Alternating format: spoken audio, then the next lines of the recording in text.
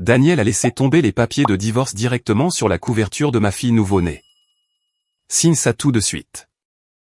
Je l'ai regardé depuis le fauteuil inclinable de notre salon, portant toujours des sous-vêtements hospitaliers en résille sous mon pantalon de survêtement parce que j'avais donné naissance à des jumelles moins de 72 heures plus tôt. Un bébé dormait contre ma poitrine. L'autre pleurait doucement dans le berceau à côté de moi.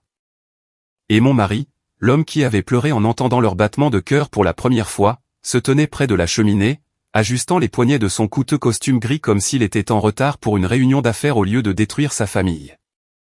Daniel, ma voix s'est immédiatement brisée.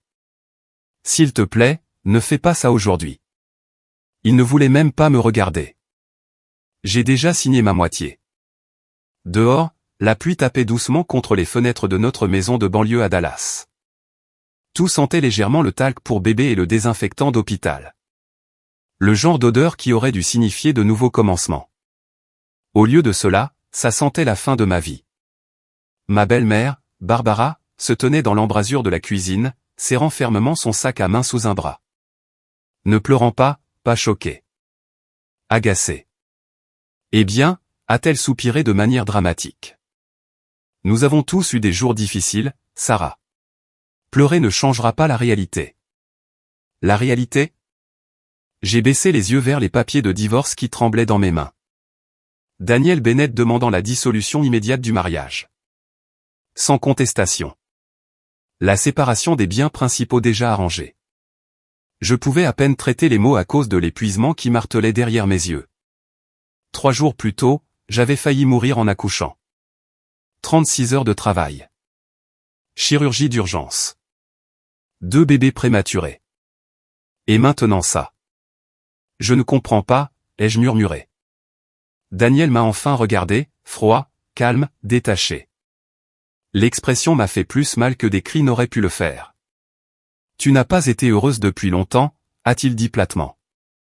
J'ai failli rire d'incrédulité. Heureuse ?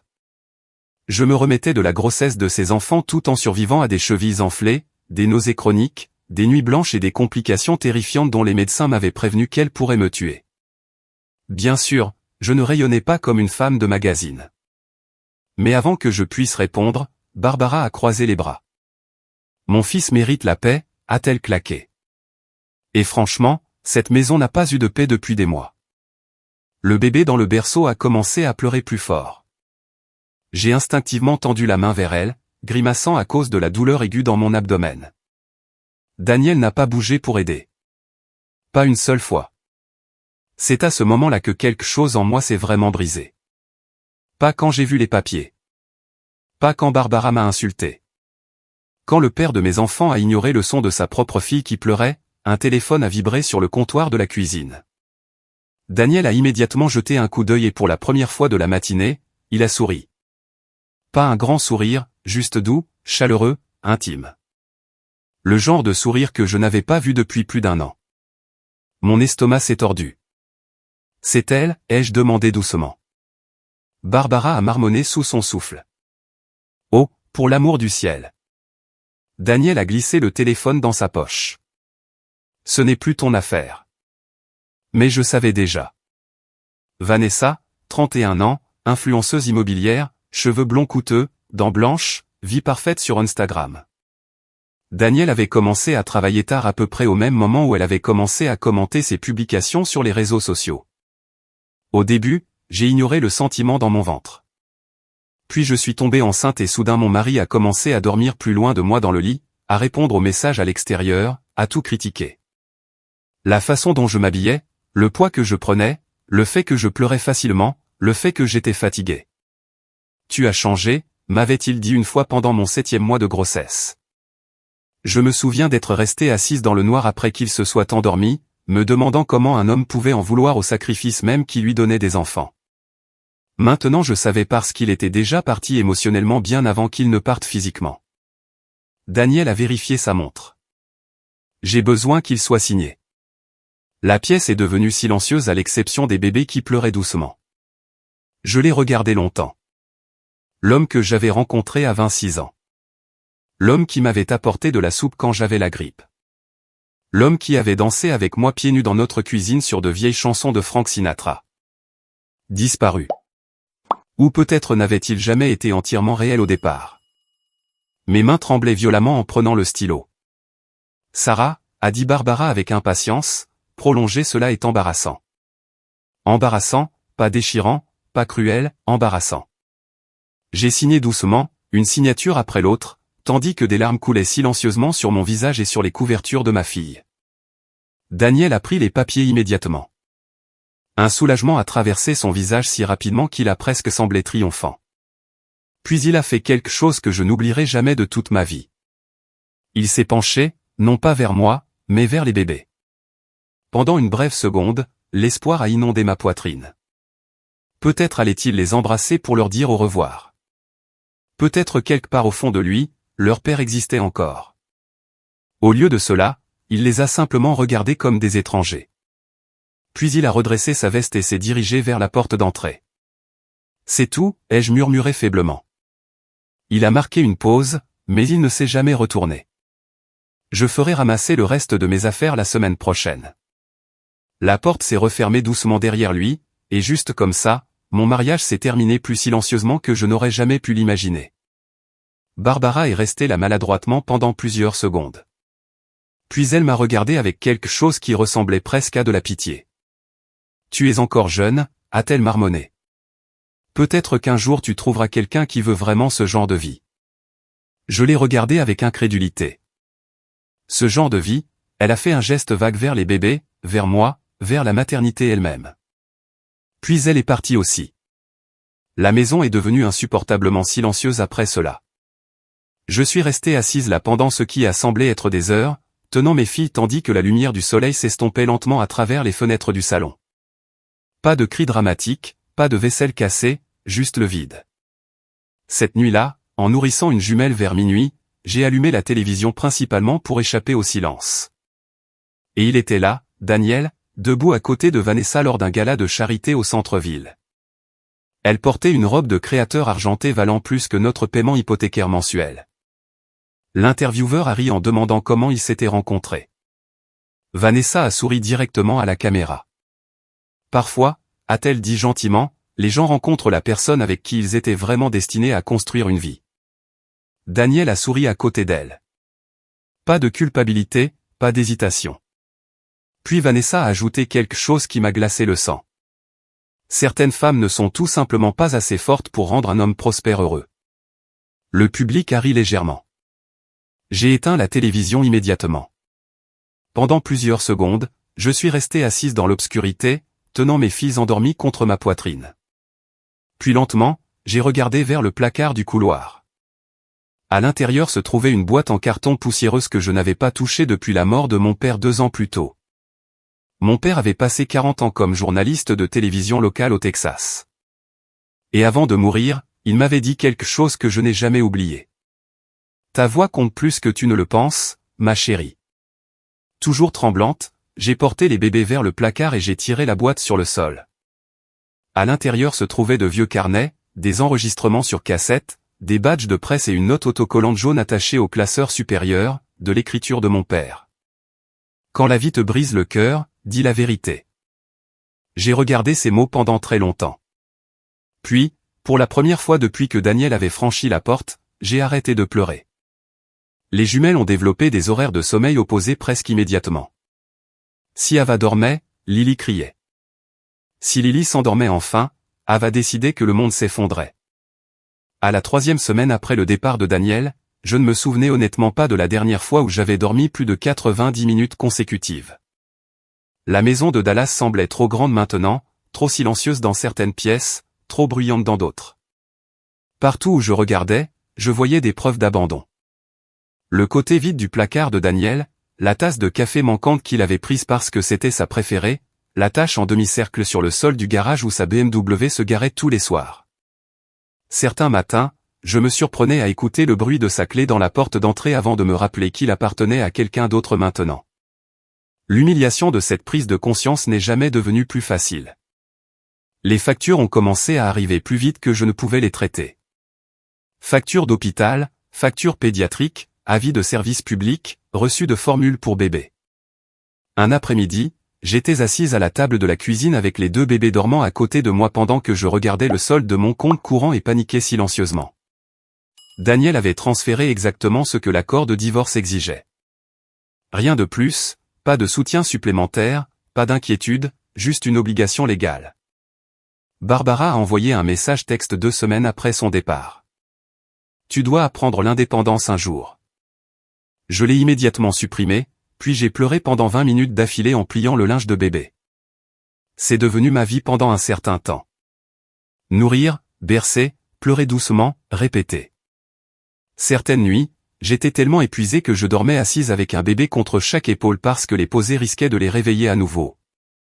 Mais lentement, de petits actes de survie ont commencé à s'accumuler.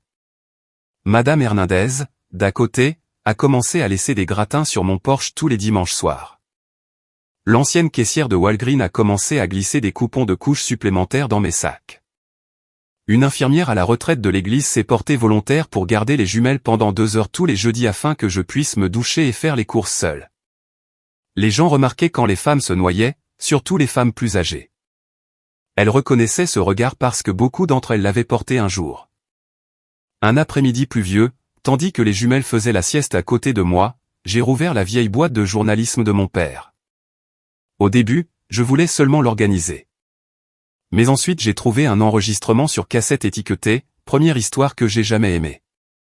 Curieuse, je l'ai écoutée. La voix de mon père a instantanément rempli la pièce. Chaleureuse, stable, assez familière pour me serrer la gorge. Le vrai journalisme, disait-il dans l'enregistrement, ne concerne pas les personnes célèbres.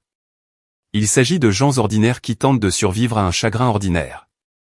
Je suis restée assise à écouter pendant que mes filles dormaient. Et pour la première fois depuis des semaines, quelque chose d'autre que le chagrin a bougé en moi. Mémoire, bu. Avant d'épouser Daniel, j'écrivais constamment. Petites histoires de communauté, interviews locales, chroniques d'intérêt humain pour la section freelance du Dallas Morning News. Puis la vie est arrivée. Mariage, horaire, grossesse, et quelque part en chemin, j'ai cessé de sonner comme moi-même. Cette nuit-là, après que les 2 jumelles se soient enfin endormies vers 2 heures du matin, j'ai ouvert mon vieil ordinateur portable et j'ai recommencé à écrire. Au début, ça faisait mal. Tout faisait mal. Mon corps, ma fierté, mon cœur. Mais les mots sont quand même venus. J'ai écrit sur un veuf âgé qui passait tous les vendredis à jouer du piano dans une maison de retraite parce qu'il disait que la solitude semblait plus silencieuse avec de la musique dans la pièce. J'ai écrit sur une serveuse qui travaillait des doubles quarts pour payer l'insuline de son petit-fils. J'ai écrit sur des gens ordinaires qui survivaient à une douleur invisible et écrire sur leur résilience m'a en quelque sorte aidé à survivre à la mienne. Une semaine plus tard, j'ai envoyé une histoire par courriel à une minuscule station de radio locale. Je n'attendais rien. Au lieu de cela, 2 jours plus tard, mon téléphone a sonné pendant un changement de couche. Est-ce Sarah Bennett, a demandé un homme plus âgé. Oui. C'est Frank Dalton de KTX à Community Radio. Il s'est raclé la gorge maladroitement. Vous écrivez toujours ? J'ai presque ri. Eh bien, a-t-il marmonné, votre article a fait pleurer ma secrétaire dans son sandwich au thon. C'est devenu la chose la plus proche d'une offre d'emploi que j'avais entendue depuis des mois. Frank avait 68 ans, portait des bretelles, des lunettes épaisses, et avait la voix épuisée d'un homme qui avait passé des décennies à lutter contre des budgets de nouvelles locales en réduction. Il se trouvait également qu'il connaissait mon père. Le meilleur reporter sur le terrain que le Texas ait jamais eu, m'a dit Frank lors de notre première rencontre. Un joueur de poker méchant, cependant. Pour la première fois depuis le divorce, j'ai vraiment souri. La station ne pouvait pas payer beaucoup. De minuscules chèques de freelance, du travail d'édition tard le soir, des voix off le week-end, mais c'était quelque chose. Plus important encore, c'était à moi. Alors, tandis que mes filles dormaient à côté du bureau et des berceaux empruntés, je travaillais. J'éditais des clips audio d'une main tout en tenant des biberons de l'autre. J'interviewais des anciens combattants locaux pendant les horaires de sieste. J'enregistrais des segments radio à minuit, vêtus de pulls tachés de régurgitation. C'était désordonné, épuisant, magnifique. Pendant ce temps, la vie de Daniel semblait parfaite en ligne. Vacances parfaites, dîner parfait sur les toits, photographie souriante parfaite à côté de Vanessa. Tous les quelques jours, une autre photo apparaissait. Béni nouveau début vivre authentiquement. J'ai fini par arrêter de regarder, non pas parce que ça ne faisait pas mal, mais parce que ça faisait trop mal. Puis un soir, quelque chose d'inattendu s'est produit. Franck m'a confié une petite histoire sur un groupe d'anciens combattants âgés menacés d'expulsion d'un complexe de retraite près de Fort Worth. Rien de glamour, pas d'angle de célébrité, juste de vieux hommes effrayés qui essayaient de ne pas perdre le dernier endroit qu'ils appelaient encore leur foyer. J'ai passé 2 jours à les interviewer pendant que les jumelles restaient avec Madame Hernandez. Un veuf m'a montré des photographies de sa défunte épouse pliées soigneusement dans son portefeuille. Un autre a pleuré, décrivant comment il ne pouvait plus se permettre à la fois les médicaments et le loyer. Quand l'histoire a été diffusée, quelque chose a explosé. Les appels ont inondé la station. Les dons ont afflué. En 48 heures, les entreprises locales ont récolté suffisamment d'argent pour sauver temporairement le complexe de logement. Et soudain, les gens ont voulu savoir qui avait rapporté l'histoire. Franck est entré dans le studio en souriant 3 jours plus tard. Eh bien, a-t-il annoncé fièrement, on dirait que l'Amérique vous aime. Je l'ai regardé en clignant des yeux, somnolente. De quoi parlez-vous? Il a jeté un courriel imprimé sur mon bureau. Demande d'interview pour National Morning Today. Mon estomac s'est noué. Non. Oui. Non. Absolument pas. Franck a croisé les bras. Ton père me hanterait personnellement si je te laissais dire non. J'ai regardé le courriel tandis que la panique et l'excitation s'entrechoquaient dans ma poitrine. Moi? Télévision nationale. Je n'avais même pas encore complètement guéri de l'accouchement. Puis mon téléphone a vibré. Une notification d'alerte de nouvelles. J'ai failli l'ignorer. Presque. Mais la curiosité a gagné. Le titre de l'article m'a figé instantanément. L'influenceuse immobilière Vanessa Marlowe annonce ses fiançailles avec l'entrepreneur de Dallas Daniel Bennett. En dessous se trouvait une photographie brillante d'eux souriant devant un hôtel de luxe. Daniel avait l'air heureux, insouciant, comme si ses filles n'avaient jamais existé. J'ai dégluti difficilement et verrouillé l'écran de mon téléphone. Puis lentement, j'ai de nouveau baissé les yeux vers la demande d'interview. Et pour la première fois depuis la signature de ces papiers de divorce, j'ai réalisé que ma vie n'était peut-être pas terminée après tout.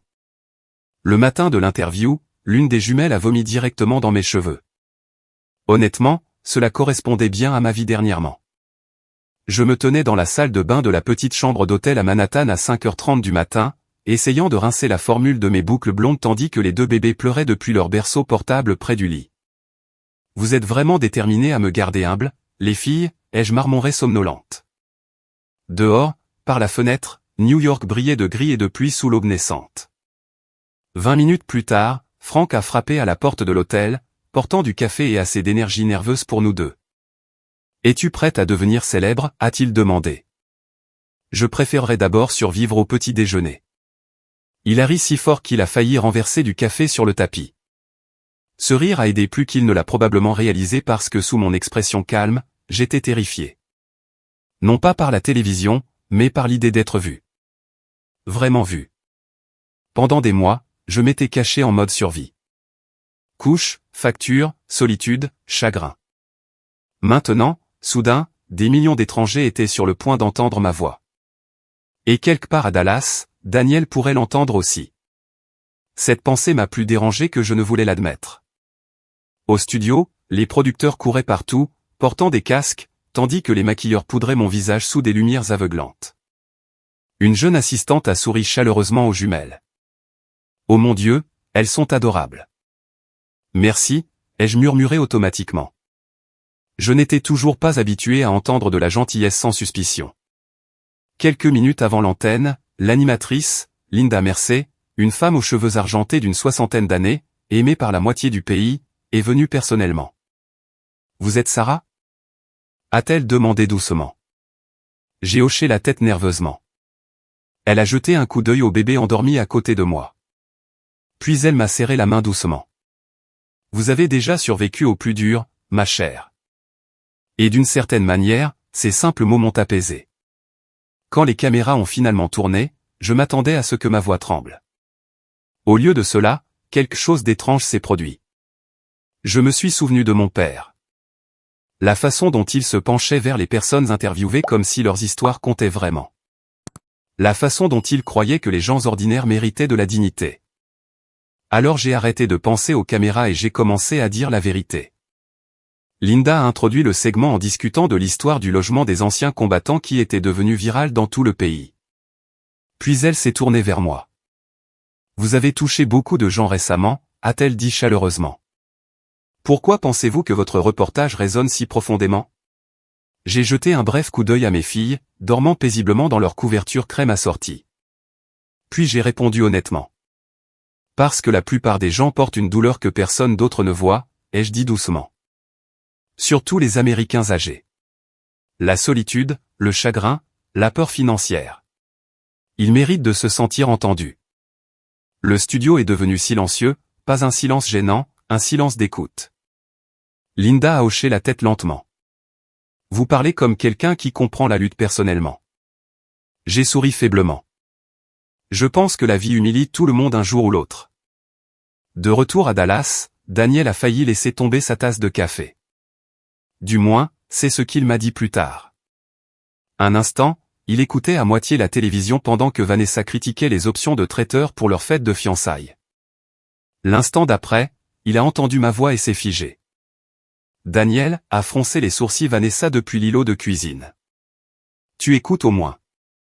Mais il ne pouvait pas répondre parce que soudain j'étais là à la télévision nationale. Ne pleurant pas, non brisé, ne le suppliant pas de revenir. Forte, calme, belle d'une certaine manière.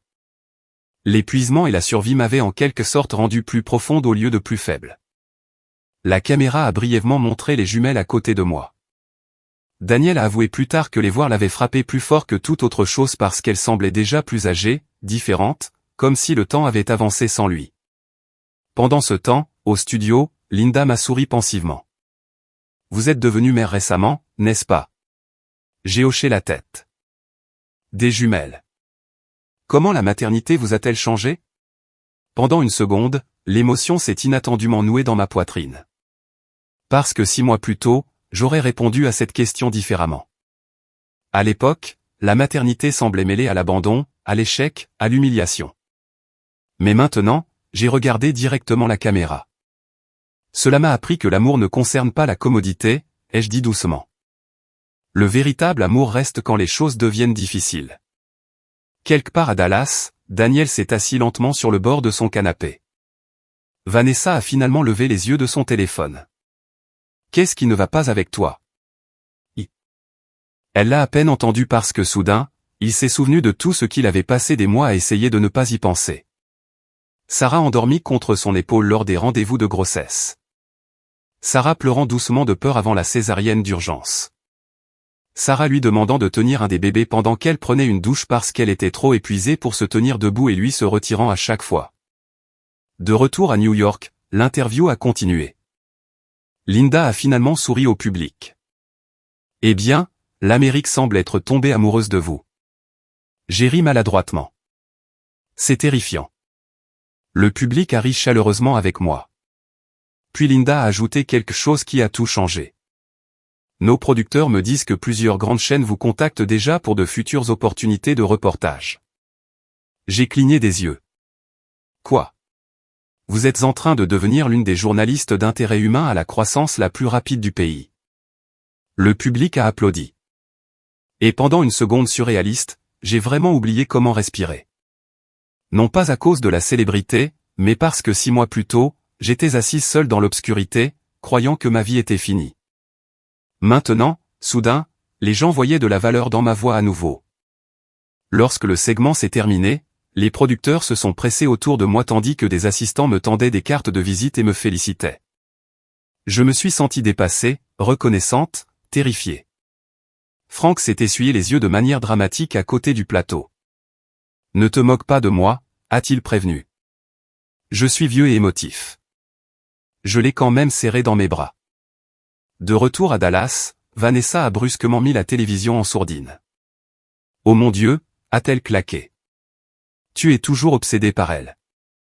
Daniel l'a finalement regardée. Pour la première fois depuis des mois, il l'a vraiment vue clairement. Pas glamour, pas excitante, juste superficielle. Tu as dit qu'elle était instable, a poursuivi Vanessa sèchement. Qu'elle t'avait piégé avec ses bébés.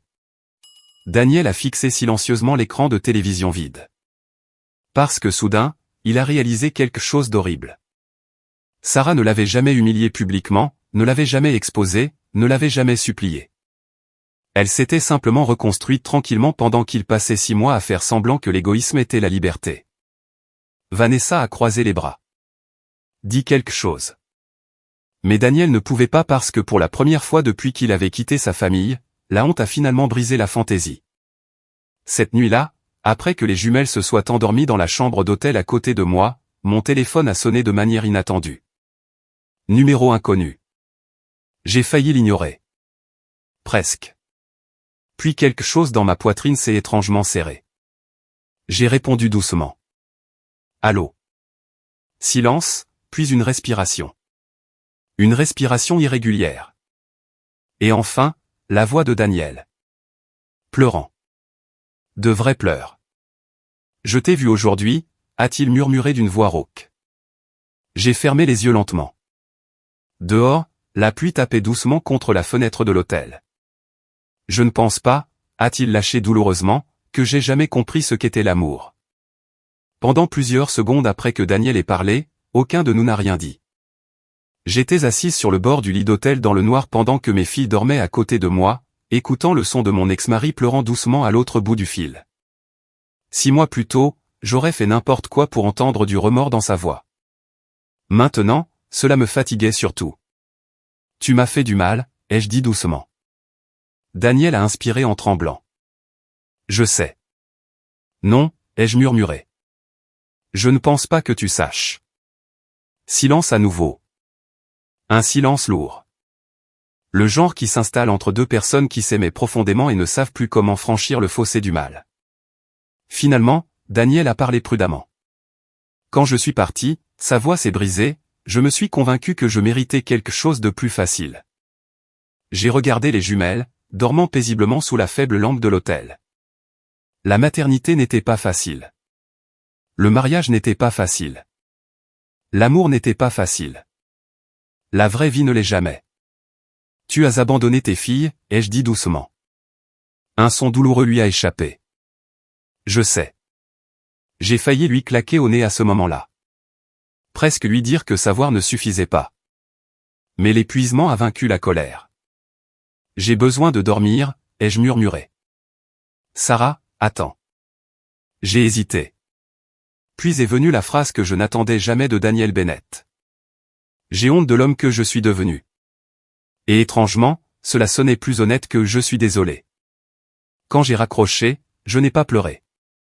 J'ai simplement regardé par la fenêtre de l'hôtel couverte de pluie, me demandant comment 2 personnes pouvaient détruire un mariage si lentement qu'elles le remarquaient à peine jusqu'à ce que les ruines soient déjà froides.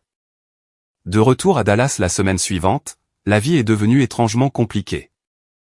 L'interview a explosé en ligne. Les téléspectateurs plus âgés ont particulièrement apprécié les histoires que j'ai racontées sur la solitude, la résilience et la survie silencieuse au chagrin. Les courriels ont inondé la station. Des lettres aussi. De vraies lettres manuscrites.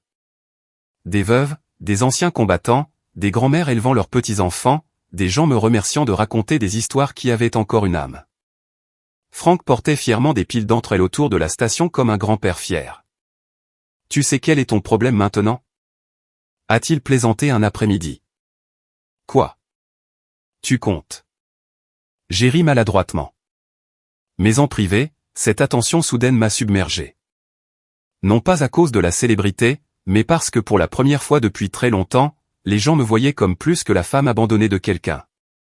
Ils me voyaient comme capable, forte, digne d'être écoutée. Cela m'a autant effrayé que cela m'a guéri. Pendant ce temps, Daniel continuait d'appeler. Au début, je l'ai complètement ignoré. Puis les fleurs ont commencé à arriver. Pas des roses. Daniel savait que je détestais les roses. Des tournesols. Mes préférés depuis l'université. Pas de notes romantiques, juste des messages simples. J'essaie de devenir quelqu'un que nos filles pourront respecter un jour, ou merci d'avoir répondu au téléphone cette nuit-là. Franck a immédiatement remarqué les fleurs. Oh là là, a-t-il marmonné de manière dramatique. L'idiot a découvert les conséquences. J'ai souri malgré moi. Mais je ne faisais toujours pas confiance à Daniel. Pas même de loin. Parce que les excuses sont faciles quand la culpabilité finit par rattraper quelqu'un. Le changement est plus difficile. Puis un jeudi après-midi, Daniel est apparu de manière inattendue à la clinique pédiatrique pendant le bilan de santé des jumelles.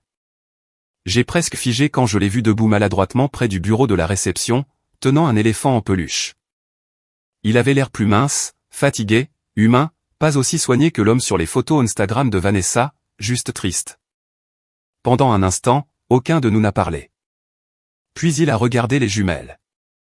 Puis-je les voir? Mon premier instinct a été de dire non. Protège-toi. Protège-les. Mais ensuite Lily a repéré l'éléphant en peluche et a fait un son de joie aiguë. Le visage de Daniel s'est instantanément froissé, comme s'il n'avait pas réalisé que les bébés pouvaient déjà reconnaître la joie. Je lui ai lentement tendu Lily en premier. Il l'a tenue maladroitement au début, presque terrifiée. Puis elle a attrapé son doigt, et Daniel a commencé à pleurer là, dans la salle d'attente. Pas des sanglots dramatiques, une dévastation silencieuse. J'ai détourné le regard parce que soudain, ma propre poitrine me faisait trop mal. L'infirmière a fait semblant de ne pas remarquer. Les infirmières plus âgées ont vu toutes sortes de chagrins imaginables. Plus tard, dehors sur le parking, Daniel se tenait nerveusement à côté de sa voiture. J'ai rompu avec Vanessa, a-t-il dit doucement. J'ai cligné des yeux. Quand? Il y a 2 semaines. Une partie de moi s'attendait à de la satisfaction. Au lieu de cela, je me suis surtout senti engourdi.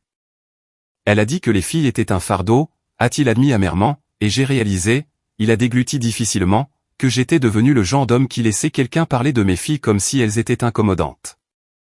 Le vent a soufflé doucement sur le parking. La chaleur du Texas persistait même fin octobre. Je n'attends pas de pardon, a poursuivi Daniel prudemment, mais j'essaie de réparer ce que je peux. Je l'ai observé un long moment. Les costumes coûteux avaient disparu. Pas de Rolex, pas d'arrogance polie, juste un homme debout au soleil, enfin forcé de regarder directement les dégâts qu'il avait causés. Pourquoi maintenant, ai-je demandé doucement. Il a répondu immédiatement. Parce que te voir à la télévision m'a fait réaliser quelque chose d'horrible. Quoi? Ses yeux se sont lentement remplis de larmes à nouveau. Tu as survécu au pire moment de ta vie, a-t-il murmuré, et d'une manière ou d'une autre, tu es devenue plus gentille. Moi, je n'ai survécu à rien et je suis devenu cruel. Cette phrase m'a suivi à la maison parce qu'au fond, je savais que c'était vrai. La douleur nous avait changés différemment tous les deux. La mienne m'avait adouci. La sienne l'avait endurci, du moins pendant un certain temps. Quelques jours plus tard, alors que je filmais un segment dans un centre communautaire pour personnes âgées, j'ai interviewé un veuf âgé nommé Arthur Green, 91 ans, vétéran de la guerre de Corée. Il portait toujours des chaussures cirées tous les jours parce que sa défunte femme le taquinait à propos de ses lacets froissés. Vers la fin de l'interview, Arthur a demandé des nouvelles de mes filles. Puis, d'une manière ou d'une autre, nous avons fini par parler de divorce. L'amertume coûte cher, m'a-t-il dit doucement en joignant les mains sur ses genoux. Elle coûte aux gens des décennies qu'ils ne récupèrent pas. Je l'ai écouté en silence. Arthur a souri doucement. Les gens qui nous font du mal ne méritent pas toujours le pardon, a-t-il admis, mais parfois nous pardonnons parce que nous méritons la paix. Cela m'est resté en mémoire. Pas la réconciliation, pas la romance, la paix. 2 semaines avant le premier anniversaire des jumelles, Daniel a appelé pour demander s'il pouvait passer. À contre-cœur, j'ai accepté. Quand il est arrivé, il portait une vieille boîte en carton contre sa poitrine. Pas de fleurs cette fois. Pas de discours, juste un silence nerveux. Qu'est-ce que c'est, ai-je demandé prudemment. Daniel a posé la boîte sur ma table de cuisine. À l'intérieur se trouvaient des photographies, des bracelets d'hôpital, des impressions d'échographie de bébé, de petits chapeaux tricotés de l'unité de soins intensifs néonatales. Chaque souvenir lié aux jumelles qu'il avait secrètement gardées après son départ. J'ai regardé les objets sans voix. Je n'ai pas pu les jeter, a-t-il admis d'une voix rauque. J'ai essayé. Ma gorge s'est serrée douloureusement. Puis Daniel m'a regardé, les larmes aux yeux, et a finalement prononcé les mots enfouis sous toutes les excuses. Je me suis détesté chaque jour où je suis resté loin. Les jumelles ont fait leur premier pas 3 jours avant Noël. Toutes les deux ont choisi le chaos. Lily a marché directement dans la table basse tandis qu'Ava s'est cognée aux jambes de Daniel en tenant la moitié d'une banane. Pendant une fraction de seconde, tout le salon s'est figé. Puis les deux bébés ont éclaté en cris indignés identiques. Et d'une manière ou d'une autre, pour la première fois depuis des années, des rires ont rempli la maison au lieu de la tension. De vrais rires. Des rires désordonnés, le genre sur lequel les familles survivent. Daniel a ramassé Ava dans ses bras pendant que je prenais Lily. Et pour un bref et étrange moment, on aurait dit que nous nous tenions dans le fantôme de la vie que nous avions autrefois prévue ensemble. Pas parfaite, pas intacte, mais réelle. C'était devenu important pour moi. Réel. Parce qu'après tout ce que nous avions traversé, je ne faisais plus confiance aux belles illusions. Pas au mariage glamour, pas au bonheur des médias sociaux, pas aux personnes polies qui n'aimaient les autres que lorsque la vie restait facile. Je faisais confiance à la cohérence maintenant. Le genre construit lentement au fil des jours ordinaires. Et à la décharge de Daniel, il a continué à se montrer semaine après semaine, mois après mois. Pas de promesses dramatiques, pas de pression pour le pardon, juste des cadeaux, des rendez-vous pédiatriques, des fêtes d'anniversaire, des courses à la pharmacie tard le soir quand l'une des jumelles développait une otite. Il a appris à mal tresser de petites couettes. Il a mémorisé les chansons préférées du coucher. Il a assisté volontairement à des cours de parentalité parce que, selon ses mots, j'ai déjà trop manqué. La guérison ne s'est pas faite d'un coup. Certains jours, je le regardais encore et me souvenais d'être assise seule dans ce salon à signer des papiers de divorce alors que je saignais de l'accouchement. Certaines nuits, je me souvenais du sourire de Vanessa à la télévision, des commentaires cruels de Barbara, de l'humiliation. Ces cicatrices n'ont pas disparu comme par magie parce que Daniel a pleuré ou s'est excusé. Mais lentement, quelque chose d'autre a grandi à côté de la douleur. La perspective. Un après-midi pluvieux après avoir filmé un segment au centre-ville, je suis rentré à la maison et j'ai trouvé Daniel endormi sur le sol à côté du parc des jumelles. Un bébé était recroquevillé de chaque côté de lui. Un livre pour enfants encore ouvert sur sa poitrine. Pendant plusieurs secondes, je suis simplement resté dans l'embrasure de la porte à les regarder. Et soudain, j'ai compris quelque chose de difficile. Les gens sont rarement seulement la pire chose qu'ils aient jamais faite. Daniel avait été égoïste, faible, cruel. Mais quelque part sous tous ces dégâts se trouvait aussi un homme qui essayait désespérément de devenir meilleur que la version de lui-même qu'il détestait maintenant. Cela importait. Pas assez pour effacer le passé, mais assez pour adoucir l'avenir. Pendant ce temps, ma carrière a continué de croître plus vite que je ne l'aurais jamais imaginé. Le réseau a étendu mes segments à une émission hebdomadaire nationale mettant en lumière des Américains ordinaires surmontant les difficultés, vétérans, enseignants, veufs, mères célibataires, ouvriers d'usine à la retraite s'occupant silencieusement de conjoints handicapés. Le public s'est profondément connecté aux histoires qui semblaient humaines plutôt que sensationnelles, surtout les téléspectateurs plus âgés. Un dirigeant a admis, vous rappelez aux gens le genre de journalisme qui manque à l'Amérique. Ce compliment signifiait plus pour moi que des prix n'auraient jamais pu le faire parce que mon père disait la même chose. La semaine avant Noël, le réseau m'a demandé d'animer une émission spéciale télévisée pour les fêtes, honorant la résilience quotidienne à travers l'Amérique. J'ai presque dit non. La diffusion nationale me rendait toujours nerveuse, mais Franck a failli avoir une crise cardiaque quand j'ai hésité. Tu as porté des jumelles pendant 9 mois et tu as survécu à l'humiliation publique, a-t-il aboyé. Tu peux survivre au maquilleur. Alors j'ai accepté. La nuit de la diffusion, la neige tombait doucement à l'extérieur du studio de Manhattan tandis que les membres du public remplissaient le théâtre, portant des manteaux et des tasses de café en papier. Dans les coulisses, j'ai ajusté mon microphone avec des doigts tremblants. Daniel était assis dans le public, tenant Ava tandis que Lily dormait contre l'épaule de Franck à 3 sièges de distance. Les voir ensemble m'a presque brisé le cœur de la manière la plus douce possible parce que la famille avait l'air différente maintenant. Moins brillante, plus honnête, et d'une certaine manière plus forte grâce à cela. Juste avant l'antenne, Daniel s'est approché doucement près des rideaux des coulisses. « Tu es nerveuse ?» a-t-il demandé doucement. « Un peu. » Il a souri faiblement. « Tu vas être incroyable. » Des mots simples.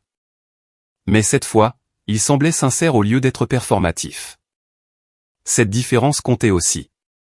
Quand les caméras ont tourné, des lumières vives du studio ont inondé la scène tandis qu'une musique de vacances jouait doucement derrière moi. Pendant l'heure suivante, j'ai interviewé des Américains ordinaires surmontant des difficultés extraordinaires avec dignité. Un grand-père élevant ses petits-enfants après que la toxicomanie ait déchiré sa famille. Une infirmière à la retraite faisant du bénévolat dans des refuges pour sans-abri. Une veuve qui passait chaque Noël à cuisiner des repas pour les anciens combattants solitaires. Des histoires d'endurance, de grâce, d'humanité. Vers la fin de l'émission spéciale, le producteur m'a inopinément posé une dernière question en direct à l'antenne. Sarah, a-t-il dit doucement, après tout ce que vous avez traversé cette année, qu'est-ce qui compte le plus pour vous maintenant? Le studio est devenu silencieux. Pendant un instant, j'ai regardé le public, Franck, mes filles, Daniel tenant l'une des jumelles avec précaution contre sa poitrine. Et soudain, la réponse est venue facilement. L'amour qui reste, ai-je dit doucement. L'émotion s'est inopinément nouée dans ma gorge. Pas le genre excitant, pas le genre tape à accent grave l'œil. Le genre qui se montre quand la vie devient incommode. Le genre qui s'assied à côté des lits d'hôpital, change des couches à 3 heures du matin, pardonne honnêtement et continue de choisir les gens même après la déception. Le public est devenu complètement silencieux. J'ai souri faiblement à travers mes larmes. Je pensais que le succès guérirait le chagrin, ai-je admis, mais il s'avère que la guérison vient de gens ordinaires qui s'aiment constamment. Quand l'émission a pris fin, des applaudissements ont rempli le studio. En coulisses après, Daniel s'est approché lentement en tenant Ava endormie contre son épaule. « Tu es devenue la femme que j'aurais dû protéger depuis le début », a-t-il murmuré. Des larmes m'ont brûlé les yeux immédiatement. Mais cette fois, ce n'étaient pas des larmes d'humiliation. C'étaient des larmes de chagrin, de pardon, d'acceptation. La vie ne s'était pas déroulée comme nous l'avions imaginé. Certaines choses étaient définitivement brisées. Mais certaines choses brisées ont quand même appris à redevenir belles. Et peut-être que c'était suffisant. Si cette histoire a touché votre cœur ce soir, j'espère qu'elle vous rappellera que le véritable amour ne se mesure pas par des moments parfaits, mais par qui reste à vos côtés quand la vie devient difficile. Partagez cette histoire avec quelqu'un qui pourrait avoir besoin d'espoir, de guérison ou d'un rappel qu'il n'est jamais trop tard pour devenir meilleur que vos pires erreurs. Et si les histoires de résilience, de famille, de pardon et de seconde chance vous tiennent toujours à cœur, n'oubliez pas de vous abonner et de nous rejoindre pour un autre voyage. Fin.